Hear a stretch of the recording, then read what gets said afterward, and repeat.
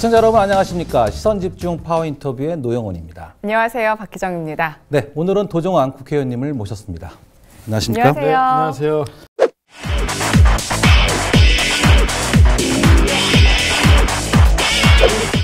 네, 우선 축하드립니다. 네, 축하드려요. 네, 고맙습니다. 더불어민주당 차원에서는 무려 9년 2개월 만에 정권 교체입니다. 이번 대선을 보면서 저는 느낀 게 있는데요. 뭐 최순실 게이트부터 이제 흘러오는 흐름을 보면 참 민심이 무섭더라고요. 그렇죠. 네. 이번 대선에 나타난 민심 어떻게 보십니까? 적어도 특검과 특혜가 용납되지 않고 기본과 원칙이 지켜지는 사회가 돼야 한다. 공정하고 정의로운 사회 만들어야 한다. 그리고 부패, 비리 이런 것이 없는 깨끗한 사회 좀 만들어 달라. 그런 요구가 지속적으로 있어 왔고 그것이 표로 이번에 대통령을 선출했다고 보고요. 그런 민심을 겸허히 받들고 그리고 그것을 실천하는 정치를 해야 한다. 그런 생각 때문에 마음이 매우 무겁고요. 선거 끝나고 나면은 막 기뻐가지고서 네. 막 눈물 나고 막 덩실덩실 침이라도 줄 것 같았는데 담담해요. 왜 이런가라고 생각했더니 책임감 때문에 굉장히 무겁고 그리고 앞으로 정말 잘해야 되는데 국민들이 이런 요구를 잘 받들어야 되는데 하는 그 생각 때문에 말할 수 없이 무겁다는 말씀을 드립니다. 그냥 좋지만은 않으신 거네요. 네, 그렇죠. 네, 네. 책임감도 느끼시니까. 네, 저도 막 굉장히 막 좋고 이럴 줄 알았어요. 근데 개표를 지켜보는 동안에도 그렇고 그 다음 날 취임 선서하는 자리 함께 있으면서도 말할 수 없이 마음이 무겁더라고요.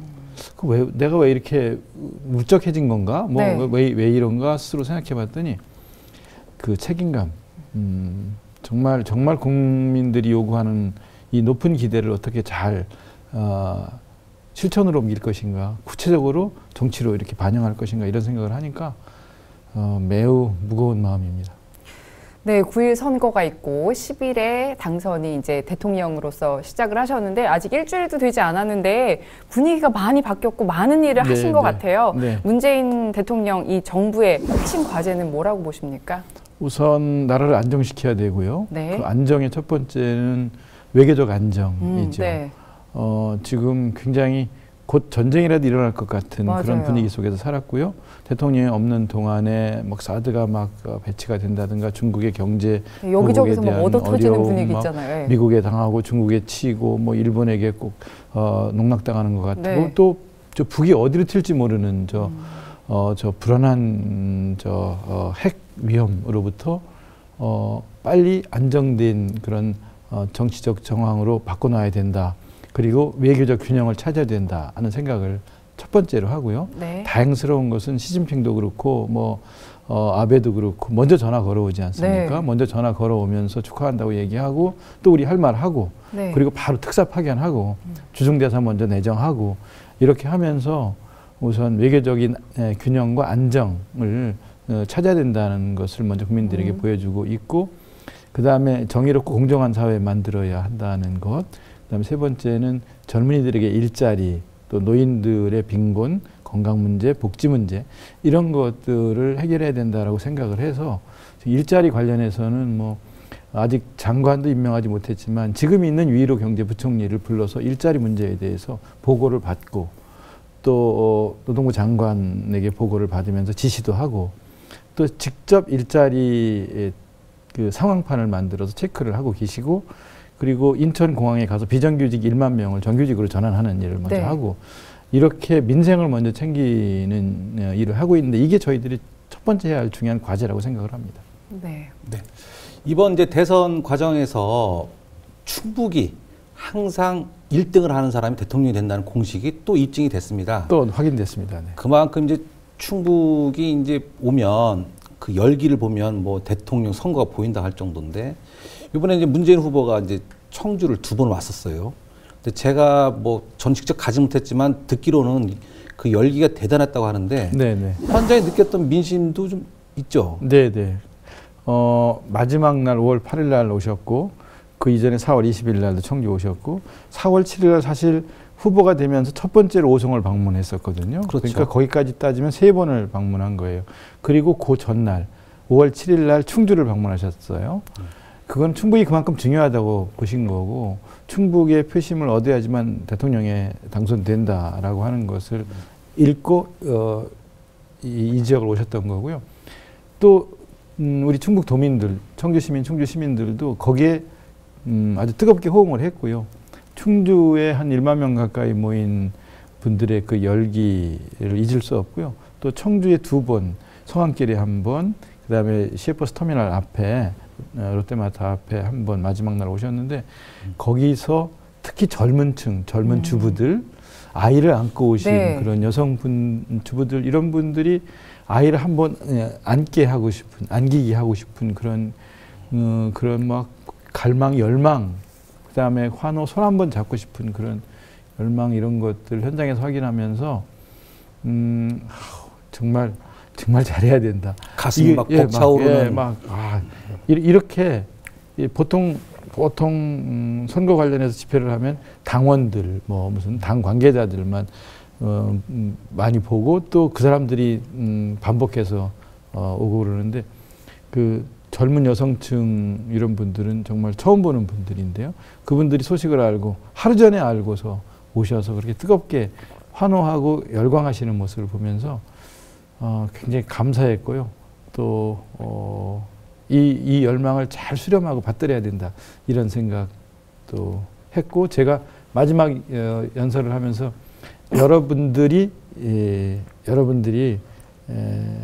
나라의 주인이십니다. 여러분들이 문재인을 만드시는 거고 여러분들이 문재인을 지켜주셔야 되고 그리고 여러분이 문재인을 통해서 여러분이 꿈꾸는 나라를 만드셔야 됩니다. 라는 말씀을 드렸는데요. 참으로 뜨거운 그런 어떤 자리, 뜨거운 만남이었어요.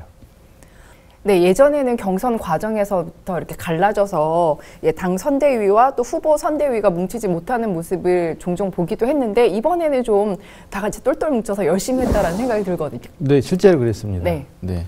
실제로 당 중심으로 선거를 치르라고 말씀하셨고 시도당 위원장을 중심으로 당의 기관 조직이 선거를 앞장서 끌고 가라고 하셨고 시의원, 도의원, 당원 많은 분들이 내 선거처럼 내 일처럼 이렇게 하시는 게 아주 역력히 눈에 보였고요.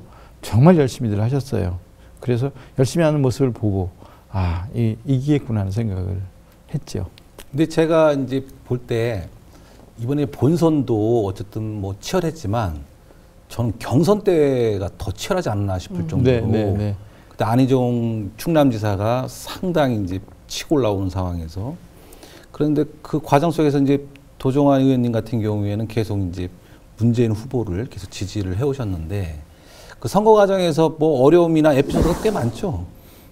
다 안희정 지사하고도 친하고 문재인 후보하고도 가깝고 뭐 어느 쪽 편을 들기도 참 곤란하고 어려운 것도 있었고요.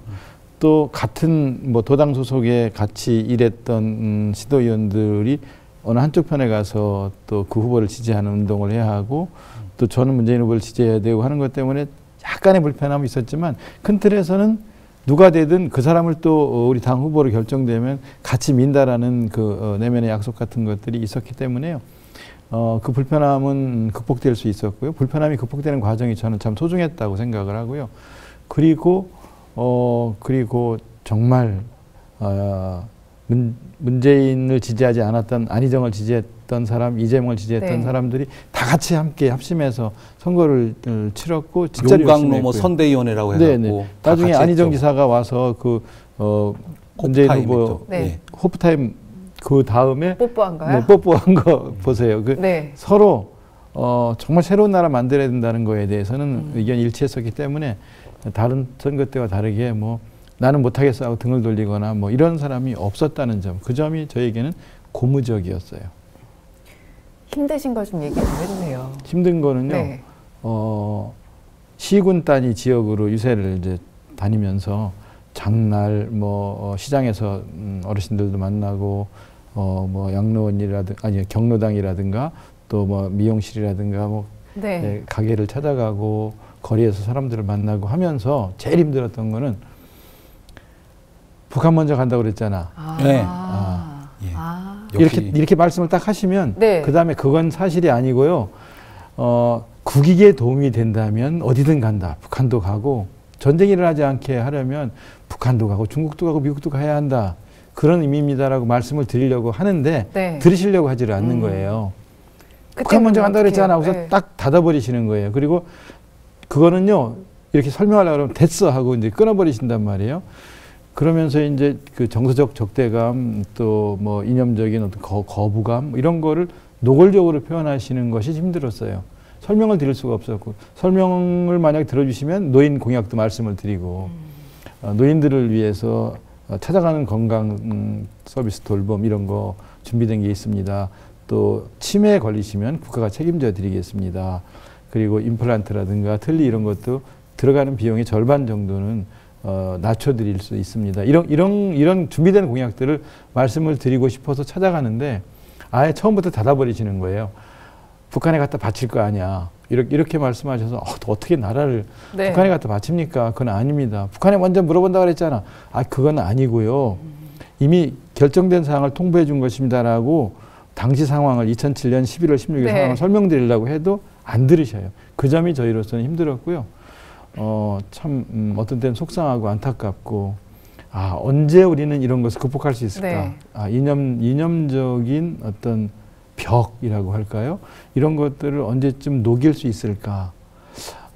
이게 제일 선거하면서 힘들었던 점이에요. 그리고 특히 사실을 갖고 말씀하시면 또 뭐 여러 가지 말씀을 드릴 수 있겠는데 팩트가 아닌 사실이 네. 아닌 것을 사실로 믿고 말씀하실 때 가짜뉴스 같은 거를 사실로 믿고 계실 때 이럴 때가 저희로서는 참 힘들었습니다.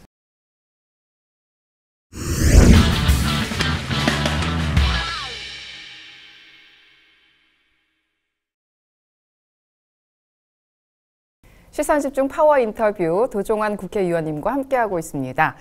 예, 역대 대선에서 충북은 캐스팅보트 역할을 해왔는데 이번에도 그렇게 했어요. 그렇죠? 네, 그렇습니다. 네. 네. 충북의 민심이 대선 또는 총선의 바로미터라는 것을 다시 한번 확인했고요. 네. 이번에 약간 차이는 났지만 대체적으로 충북에서 드러난 표심, 거기에 1위 한 곳이 대통령으로 당선이 되고 2위 한 곳이 역시 충북에서 2위 한 곳이 전국적으로 2위이고 충북에서 3위 한 곳이 전국적으로 3위인 점을 또 확인할 수 있었어요. 다만 약간 차이가 나는 점은 41대 24대 21보다 저희가 좀 낮고 2.5% 정도 낮았어요. 득표가. 네. 그다음에 자유한국당이 2.3% 정도 높았어요. 저희가 낮은 만큼 자유한국당이 높았고 그리고 저희가 대체적으로 도시 지역에서는 저희가 이겼는데 단양, 괴산, 네. 그다음에 보은, 영동 이런 지역에서는 저희가 홍준표 후보에게 졌지요. 이 네. 점을 저희는 중요하게 바라보고 다음 내년 지방선거까지 1년 정도 남았는데 이분들에게 다가가기 위해서 어떻게 해야 할 것인가, 이분들의 의견을 경청하고 이분들의 표를 얻기 위해서는 어떻게 할 것인가, 이런 준비들을 해야겠다는 생각을 했습니다. 그렇게 도농 간의 차이가 나는 이유를 뭐라고 보세요? 일단 도농의 차이기도 하고 세대별 차이기도 하다고 저희는 보고 네. 있어요. 연세 드신 분들이 많은 지역, 괴산의 인구가 38,000명인데 유권자가 네. 34,000이에요. 거의 이제 고령화되어 있는 지역인 거죠. 그런 경우에 보수적인 투표가 계속 말하자면 지난 선거, 저지난 선거 때부터 계속 보수적인 표심이 변하지 않고 있다는 거고요. 특히 그 보수적인 표심에는 이념적인 투표 형태가 연결되어 있다는 거죠. 그리고 북한에 대한 그 우려, 그리고 북한에 대한 확실한 태도, 평화적인 태도보다는 아주 확실한 적대적인 태도까지를 네. 요구하는 그런 요구들이 투표에 그렇게 반영되는 거라고 보는데요. 저희는 저희 당의 강령도 그렇고 또 헌법에도 나와 있지만 평화통일, 또 평화적인 남북관계 유지와 평화체제 구축, 이것도 굉장히 중요한 거라고 보는 정치적 입장을 갖고 있지 않습니까? 근데 이게 오해의 소지로 연세 드신 분들에게 다가가는 거죠. 평화적인 정책이라고 하지만 그게 갖다 퍼주는 거 아니냐 이렇게 말씀하시면서 이걸 받아들이려고 하시지 않는 이 어르신들의 그 투표 형태에 대해서 저희가 좀 더 진지하게 더 낮은 자세를 경청하면서 네. 다가가려고 하고 있습니다. 근데 이번에 지금 말씀하셨다시피 그 문재인 대통령이 1위로 당선됐지만 그러니까 문재인 후보에 대한 뭐 반문 연대가 계속 나오듯이 그만큼 이제 문재인 대통령에 대한 이제 거부감들도 갖고 있는 그 유권자들이 많은 거거든요. 그렇습니다. 특히 이런 부분은 또 좀 고민이 많이 될 텐데 이렇게 분열된 민심을 어쨌든 대통령은 다 끌안고 가야 되거든요. 그렇습니다. 어떻게 이것을 포용할지도 고민하셨겠네요. 우선 대통령부터 대통령 취임 선서하기 전에 먼저 야당 먼저 찾아가지 않습니까? 네. 야당의 대표들을 먼저 찾아가서 협조를 구하고 그리고 협치를 요구하고 또 지금 내각도 그렇게 구성하고 싶어 하시거든요. 내각도 지금 선거에서 같이 대통령 경선을 같이 했던 후보들 그 정당에도 내각에 같이 와서 일을 해주었으면 좋겠다라는 생각을 갖고 계시고 또 실제로 그렇게 원하시는데 지금 120석 제1당이지만 네. 저희 당 국회의원 수만 가지고는 법안 하나도 통과시킬 수 없는 힘들죠, 그렇죠? 그런 구조란 말입니다. 그러니까 야당의 협조를 구할 수밖에 없고 대통령부터 그렇고 저희들도 야당의 협조를 구하고 또 저희를 지지해 주신 분이 41%라고 하지만 뒤집어 생각하면 저희를 지지하지 않으신 분이 훨씬 더 많은 거죠. 60% 가까이가 다른 당을 지지한 거죠. 나머지 4개 정당을 지지한 거 아니겠습니까? 그러니까 어쨌든 겸손한 자세로 가겠다는 생각을 하고 있습니다. 네, 이제는 문재인 대통령이 내세웠던 충북 공약을 잘 이행할 수 있도록 충북 도당 차원에서 잘 이렇게 밀어주고 협력하는 게 가장 중요할 것 같아요. 네, 그렇습니다. 앞으로 어떻게 하실 거예요?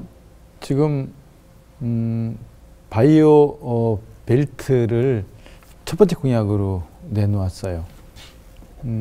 오송이 바이오 핵심 도시가 되고 충주가 당뇨 바이오 특화 도시가 되고 제천이 그 천연물 종합 산업 단지를 조성하면서 한방 바이오와 연계해서 오송, 충주, 제천을 잇는 바이오 벨트를 조성하겠다고 약속을 했는데 거기에 들어가는 돈이 어마어마합니다. 네. 뭐 충주만 해도 1조 3천억일 테고요. 제천도 한 3천억 이상 들어갈 거라고 보고요. 오송은 또 굉장히 많은 돈이 제3산업 산단 조성하면서 들어갈 겁니다. 그런 예산을 확보하는 문제, 재정적, 행정적 뒷받침을 하는 문제, 이것이 가능해야지 공약을 지킬 수 있거든요. 근데 4차 산업혁명 시대를 내다보고 바이오, 태양광 산업을 중요하게 생각해서 이런 공약을 내걸었기 때문에 반드시 재정적, 행정적, 법적 뒷받침을 해서 실현 가능하게 하겠다는 말씀을 드리고요. 혁신도시, 진천음성 혁신도시의 태양광 기반 에너지 산업 클러스터도 역시 계획대로 조성해 나가겠다 하는 말씀도 아울러 드립니다. 네. 좀 추가 질문을 하나 드리고 싶은데요. 이제 대선 과정에서도 계속 나왔던 얘기입니다. 그 KTX 세종역. 네네네. 이 부분이 있는데 그 문 후보님 입장은 그때 들었습니다. 그 어쨌든 네. 충청권 4개 시도가 좀 원만하게 잘 해결되는 그 뜻을 따르겠다. 이런 약속을 하신 거 아닌가요? 그렇습니다. 4개 시도지사 또 거기에는 세종시장까지 포함하는 거죠. 합의하지 않으면 추진하지 않는 거예요. 그러면 충북이 반대하면 안 하는 거죠. 안 하는 걸로. 네. 그러면 KT 세종역에 대해서 당연히 충북은 반대할 거기 때문에 그럼 추진이 안 되는 걸로. 좀 더 세부적인 내용을 말씀을 드리면 충북도지사하고 세종시장 간에 계속된 협의를 통해서 세종시장이 양보를 한 거죠. 그러니까 세종시는 적어도 국회 분원이 내려오게 하고 예. 또 행자부라든가 미래부 이런 정부 부처들이 안 내려온 부처들이 내려오게 하고 그래서 본래 만들고자 했던 행정수도를 만들어 나가고 그러기 위해서는 도시계획을 다시 세우고 새로 세우는 도시계획에 따라서 광역교통망 계획도 다시 세우고 그렇게 추진을 할 때 광역교통망 계획을 세울 때 이게 이름 그대로 광역교통망이니까 인근에 있는 시도, 충남, 충북, 뭐 대전 이런 인근에 있는 시도 단체장들과 협의를 해서 협의가 이루어져야지만 추진한다. 라고 논의를 하고 양보를 했는데 대통령의 워딩은 협의에서 한 단계 올라가서 합의가 되지 않으면 추진할 수 없다라고 말씀하신 거기 때문에 사실은 의미가 큰 그런 워딩이었고요. 그리고 이대로 지켜져야 된다고 생각을 합니다. 다만 이렇게 하다 보면 세종시가 계속 행정수도로서 커나가는 동안에 혹시 블랙홀이 되어서 이게 또 청주의 인구를 빼나가고 네. 또 빨대 효과로 우리 지역의 발전이 지체되게 만드는 그런 경우가 올까 봐서 저희들은 경계하면서 일단 도시계획과 교통망 계획을 세우는 동안 우리는 오송을 발전시키고 청주를 발전시키고 충북을 발전시키는 계획들을 다시 짜는 거죠. 그래서 함께 상생 발전할 수 있는, 중부권 상생 발전할 수 있는 그런 그 계획으로 서로 나가야지 어느 한쪽은 발전하면서 한쪽이 피해가는 식의 지방 균형 발전은 균형 발전이 아니다. 이렇게 생각하고 그래서 합의를 강조한 겁니다. 네. 네. 그 대선에 묻혀서 의원님 개인적으로 기쁜 소식이 좀 묻혔어요. 그 대선 다음 날 큰 상을 받으셨더라고요. 원래 이제 시인이시잖아요. 네. 그래서 네. 그 카톨릭 문학상을 네. 받으셨는데 축하드립니다. 예, 고맙습니다. 그만큼 이제 그 문화에 대해서는 뭐 전문가신데 이번에 이제 문화체육부 장관의 하마평에 계속 거론되어 계세요. 네. 알고 계시죠? 네, 근데 뭐 언론에서는 계속 보도가 되는 거는 저도 뭐 봤습니다만 기자들이 전화를 하기도 하는데 제가 직접 뭐 연락을 받거나 뭐 그런 게 없기 때문에 드릴 말씀이 없어요. 그래도 좀 기대는 살짝.